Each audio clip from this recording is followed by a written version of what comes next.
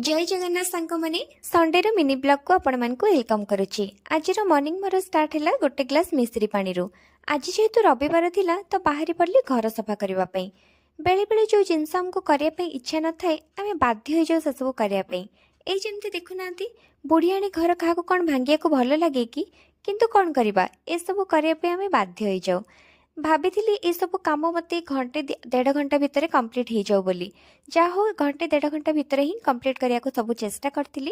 Bedsheet का भल भाव चेंज करदेली। मुझे फ्रेश ही पड़े चलिली ब्रेकफास्ट करने कहीं के जाने स्मूदी रे आज टिके इच्छा है कोको पाउडर यूज करके खावाई। भाविली टिके चॉकलेट लगे बन तो देली खाइला बेले भाविली एमती कहीं करुली के जाने मोर तो आगुरी जमी खाऊली सेमती टेस्टी लगुला। सत कह मत बिल्कुल भी टेस्ट लगलानी। ता भितरे आम डुगु भी आसी जाइतिला। आउ सी जो जिनस भी खाऊची जी भी पाखे बसचंती समस्त टिके खुआई दउचे। आ पिलांकर ना ए सब एक्टिविटी को कैप्चर करके तो निहाती रखिबा कथा। देन मु चलिली लंच प्रिपरेशन रे। भाभी आज टिके सोयाबीन बिरयानी बनेबी सेटा भी पुनी प्रेशर कुकर रे। तो जेमिति प्रिपेयर करबा कथा सोयाबीन आलू जहाँ सब जेतिकी गुंड मसला सब दही देकी मैरिनेट करके रखीदेली। 10-15 मिनिट पई रखीदेली। चावल को भी भिजेकी रखीदेली। प्रेशर कुकर रे तेल दे सारा पर गोटा गरम मसला पियाज देकी ए सब को पकई देइतली। तापरे चावल भी दे देइतली।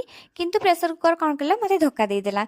मु जानि नथिली प्रेशर कुकर रो तार रबर छिड़ी जाइतिला बोली बिल्कुल सिटी देला ही नहीं। मोर बिरयानी रो अवस्था कौन हेछि आपण माने देखि पारुथिबे।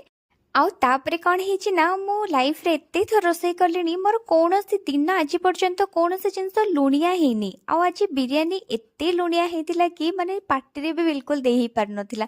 तो भाबिला जे संडे रे मसे तो काहे के सब एमिति होछि छाड़न भूल ले बोधे मु दुई थरे लुण पकई देइथिली। तो जेम चाह भी हेले तो खाया पे ही पड़िबो।